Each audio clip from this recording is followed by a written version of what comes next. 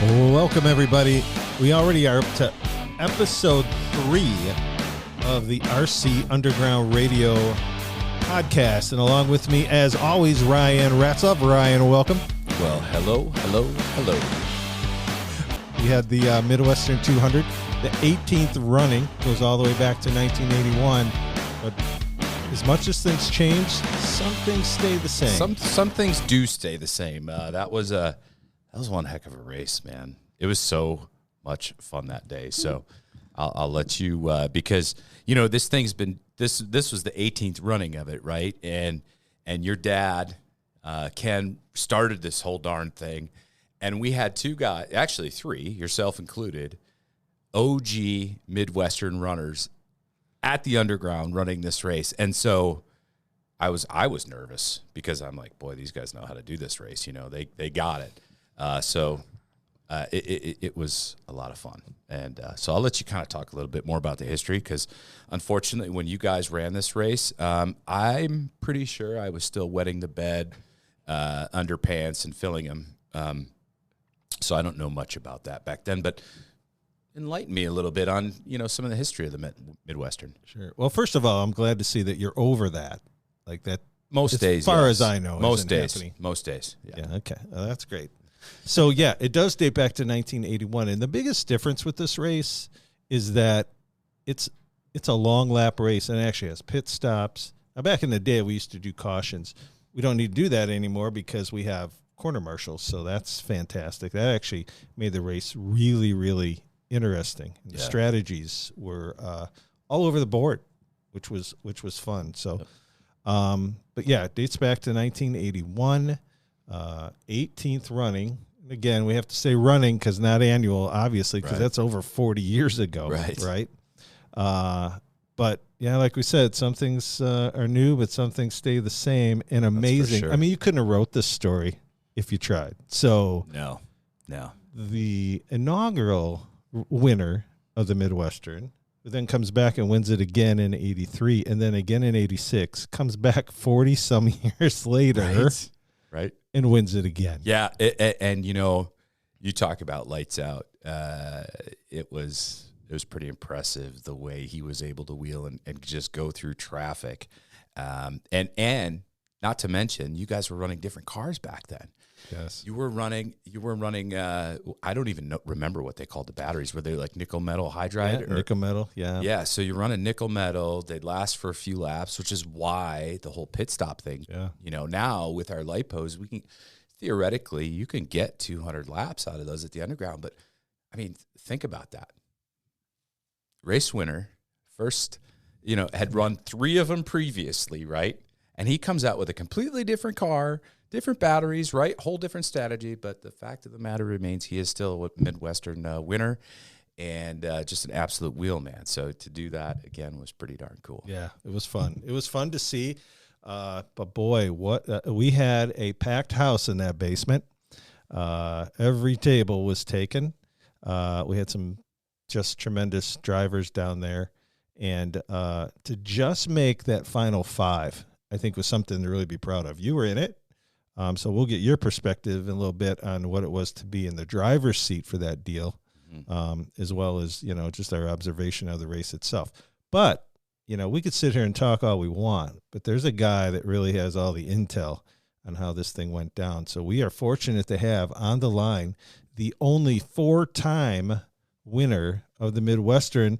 Let's welcome in Nick Ciccone. Nick, welcome to the show. Hey, guys. How are you? We're doing good, buddy. So has it sunk in yet? It sunk in on the way home, that's for sure. And, they bought me a throne at the house here. So I'm speaking to you guys from the throne. No, it really, truly was sinking in. I think I actually texted you on the way home because it did. It sunk in on the way home. Yeah. The travel was treacherous. It was snowing real bad, and I had a lot of time to think. And I just reflected on, wow, that's a lot of years in between. And it was still just as fun that day as it was back in 1981. Probably, if not more fun this time. So Yeah, well, you got to admit okay. the competition was amazing. I mean, that we had to whittle down. We had to start it out with the D in the alphabet soup. 5 guys going for one spot, and let's talk about that for a minute. Yes. So I thought that, like, before the race, I was like, I wonder if there'll ever be a time somebody will go from the, survive the D main where only one guy goes on, and then go all the way. And I was even thinking just go all the way into a feature, not go all the way and then win it.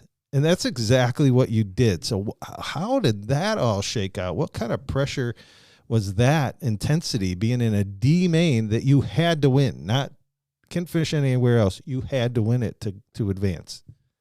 Well, here's the funny part to that is there was no pressure because I actually thought I was only in like 2 heat races and then whatever the points move on from there, and then we go to the feature. And I guess I wasn't really paying attention to the format, and it really just kept happening where I said, "Oh, I'm racing again. I'm racing again." So in reality, I think what the strategy ended up being was I ended up having the most practice laps throughout the day. That's how I took it, and it ended up being a wild card winner. Yeah, and I mean that was a stacked D main. I mean, that D main could have easily been an A main, or been a feature. I mean, you and George and Jake Bolter and just a stacked deck of drivers. So, so then you come out of the D, then you got to go into the C. A little pressure off because 2 guys make it now. Right. And I can't remember it. Did you actually win that one too, or I think you finished second in that one, right? I think it was second. Yeah. Yeah, because I think Steve won that one, and then the 2 of you continued on then into the B.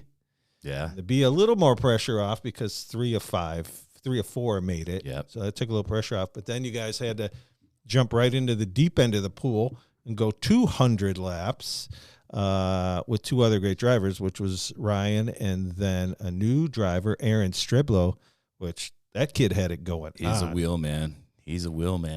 I mean, he's got his own track and he does his thing. Yeah, he was lights out. That was one guy that I was, going into it going, I don't know if I'm going to be able to compete against this guy. I wasn't so much worried about you, Nick, but right. Well, Aaron was the quiet, deadly one, I think, for the day. No doubt. Without a doubt. Right. Yeah, and then Todd actually won the B main. Mm-hmm. So he was throwing his hat in the ring that he had the car straightened out and he was ready to go. I mean, there was no line at Vegas. It was straight across the board for all 5 cars that were in that main. And I think we're going to see a lot more of that throughout the season. So, but okay. So let's get into the race itself. I believe, if I remember right, Ryan, you were on the pole. You won the pole dash between you and Aaron. That's correct. And then you took off and you led, I think, about 16 or 17 laps of that deal. The feature? Yeah, maybe. I don't remember. And that's the thing, right? So I think Nick was second, right behind me. And, for me, I know there's tons of talent behind me, right? So I get nervous. And my nerves really did kind of take off. I used maybe a little bit too much awesome sauce on my tires. I had some traction issues per se. And I certainly didn't want to destroy anybody's race running behind me, right? Because we just had such a blast throughout the day. I knew Nick had worked his way up from basically the bottom, right? And so didn't want to, get in anybody's way. So had some issues and those guys just got in front of me and it was lights out from there. I think I wound up finishing 5th in the feature. Yeah, but I think you had a car issue, didn't you, though? Because I think, didn't you pull into the pit area for a lap or 2? Yeah, I did. I made a quick shock adjustment and tried to make it a little bit better. But it was tough because you had Steve, Nick, right, Aaron, and Todd, and those guys were just so darn quick. You couldn't catch up, right? I mean, I made up a few laps, but that was an awesome race. Yeah. So Nick, everybody was kind of, I would say 3 of the 5 cars in the field were really having a traction roll issue, as Ryan pointed out, just who would ever think we'd have too much traction on a foam track, right? But boy, that track really comes in throughout the day. All that sauce, she really gets tacky. But you didn't seem all day to have that issue. I mean, don't give away your secrets, but is that true? Were you just throttling the car differently, or what was going on there? Because your car just seemed to be stuck all four corners. Well, actually, in the heat races, I was running the box tires without realizing that they were different, and I felt like I was a little bit all over the place. But I actually liked that feel biting into the turns. And then it wasn't until, I don't even remember, I think it was right before I was changing it. I think I changed the tires early on or something. I can't even remember, but it changed everything. And it was just the way the car, I put it down and it was hitting in every corner and nothing. There was no traction roll. And what I was seeing throughout the race was I kept my eye basically on each car, and it seemed like each car, I feel like I didn't win the race. I actually feel like everybody lost the race. I don't know if that makes sense, but every car seemed to start having either a roll issue or a mechanical issue or something go wrong. And I felt like my car, nothing was happening. I was avoiding wrecks left and right for unknown reasons. My car wasn't rolling. And while everybody else was going into the pits and rolling, I was gaining some ground, and it gave me a little bit of freedom to a little bit relax in the end. Sure. And I tell you, that's the strategy there, because things happen so quickly. There's no doubt. And, you could just tell. I mean, Nick, you're Mr. Consistency. I mean, you've got the hand-eye coordination, the talent. There's no doubt about it. I mean, but you did have a good crew chief that day. You know what? But I say that. But again, Nick literally. So the cool thing is, right? He taps me on the shoulder when we're during practice, right? He goes, "Check this out," and I go, "Oh." So he did the exact same livery as the first Midwestern car winner on his 1RC dirt late model. And I'm just like, man, that is the coolest thing ever, right? So he's got this car all dolled up. But that was it. Everything else was box stock. I'd built him some shocks the week prior, and we're bolting stuff on, and he's getting to work on this car. But he literally pulls it out of the box and goes and wins the Midwestern. And I'm like, buddy, what's happening? And we had done some things to his car during the day. I told him, I said, hey, there's this one thing I'm going to do, but it's like Bruno, okay? We don't talk about Bruno. And so we're sitting at my pit stall, and we're working on this car, and I'm like, buddy, do this. And I had thrown kind of my setup in the car the way I like it to feel. And Nick goes out and he goes, man, it's just, I can't remember, Nick. What was it? It was like, it was just hooking the corner too hard, or maybe it was pushing a little bit. I think it was pushing right real bad. Yeah. And I said, Nick, just back it up into the corner. And then as soon as you get in the center of the corner, hit it and let the rear of the car steer it. And the funny thing is, all I did was tell him that.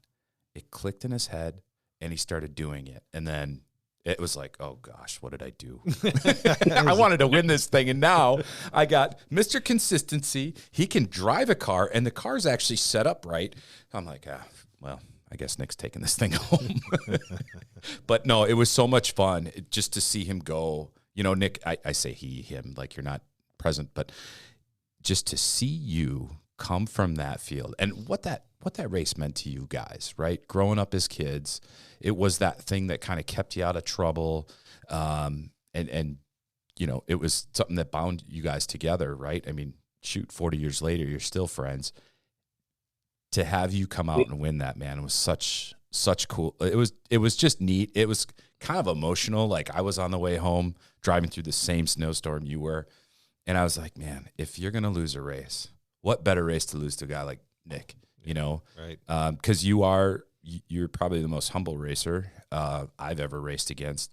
And, I know that one meant what it means to you. So that hardware you brought home is so cool, buddy. Like, I hope you have that on your mantle at home. Oh, it's there. Good. It's in the living room already. Good.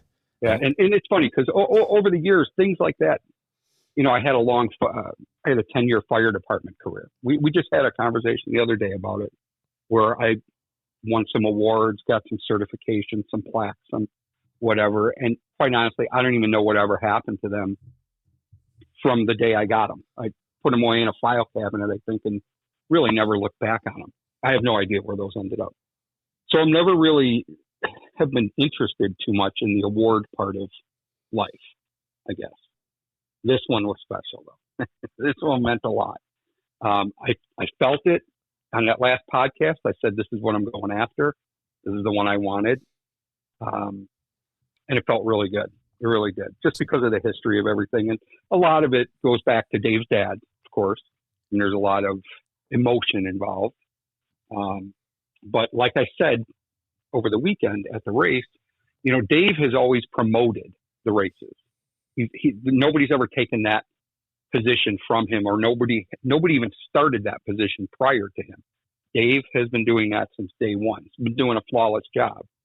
But we always had Ken, his dad, in the pits, whatever we needed. He was always there to take care of it. And quite honestly, I made the comment that, Ryan, you picked up right where basically Ken left off, because I walked in the door and I had some issues right out the box. I knew I had issues, and you looked at my car and knew I had issues, and you just picked it up and took it and said, let's work on this. Let's do this. Let's do that.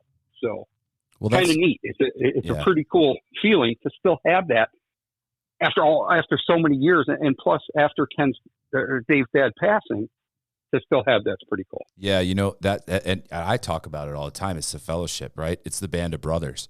We're there to be nerds together and enjoy this hobby, and the fact that we can do that for one another is, to me, that's the most important thing.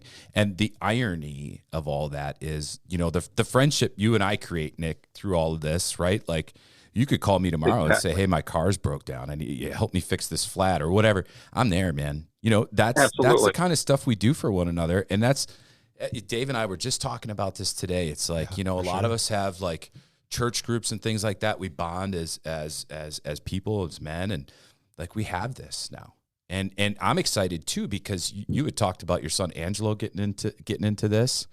Yep. I think we've got some things in the works for him to get down there and wheel one of these cars around too. So like, it's just so much fun. And that's the kind of stuff too. Like, it impacted you guys as young men, right? To see Dave's dad doing this.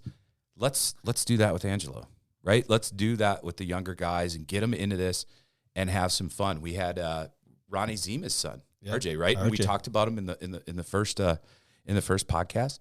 He's a little older, but boy, I'm telling you, you get a few more laps with that kid, and he is going to be lights out. Yeah, he's going to be trouble. Yeah. Yep. Well, just a little foreshadowing to that. He bought his own car. Oh gosh. So he's. I'm done. Yeah, I'm done. So I'm out. He's going to be something to reckon with, and he works on cars. I mean, that's his thing. He's a motor guy, so he'll be tough. He'll get there. Yeah, but it's just such a good group, and like I said, for me, having Nick take this thing back home, right? Like, that was important to me.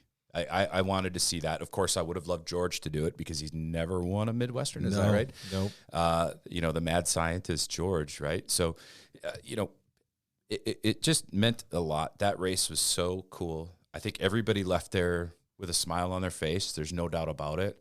And I hope it, I know it did something for you, Nick, inside. Like, it was a great day, and nobody can take that win away from you. It was just a cool experience. It was an awesome day. It definitely was. And, I've kind of tried over my lifetime to live my life where I only try to surround myself with good people. So I try to make assessments before I enter myself into a group of people and see already if I want to be part of it or not. And I'll tell you, I'm the luckiest guy in the world because I came into this sort of blind because I really only knew Dave and didn't even know George was going to be racing. So really technically only knew Dave. And it turns out that this group is exactly a group of guys that I would have looked at and said, I want to hang out with these guys because of that camaraderie and the kind of the creativity amongst everybody, that everybody's there to help each other. It's just a great, awesome feeling to know that you're around guys that will always have your back. So it's pretty cool. Yeah, and no doubt, like iron sharpens iron, right? You surround yourself with good people, and you will continue to be one. And I think that's the best part of all this stuff that we got going on, right? Yeah, I got to go backwards now and say, actually driving up to the race, I had it in my head what the standings were going to be at the end of the race, and I actually had my money on George. I really thought George was coming away with this one. So just to backtrack a little bit, my own foreshadow thinking was George has got this race. Ryan's coming in second. I had Steve coming in third, and I actually had myself finishing dead last. And that was the truth. Driving up there, I was like, yeah, I talk a big game, but this is the way reality. I mean, George has been working on that car to get that thing right. Yeah. Yes. You have got some awesome equipment sitting in front of you, and you know what to do with it. I just had that feeling that that's the way it was going to be. So when we talk about that, and you talk about rewinding, let's rewind back to the D main, and how about the sportsmanship shown by Jake Bolter? Yeah. Yeah, absolutely. 15 laps to go, you guys kind of got together. You were running for the lead. You were on the lead lap. You put down so many great laps together. It's bound to happen on a track that you're turning 2.5 second laps. Yeah. Going into 3, you guys kind of got together. He spun, you spun, you both started to straighten it out. You got hit by another car, and while that's happening, Jake's not moving. He's staying completely still. Exactly. He waited for you to get yourself, straightened back out, and then you guys raced it out. That was amazing. Yeah. Exactly. And you know what? Actually, thinking back, I mean, that was awesome that he did that, because it probably set the stage for the rest of the day. Okay. But looking at all the races, I actually could point out that moment happened through, it was more important in that moment for sure. And without a doubt, he could have owned that race if he would have just taken off. But everybody had that moment, which was so cool. All right, Nick, we want to thank you for joining us for this very special episode of the RC Underground Radio. Appreciate you being on the line. Ryan, we appreciate you as always. Appreciate you, fellers. Thanks for having me, guys. Absolutely, my friend. Have a great night. Take care.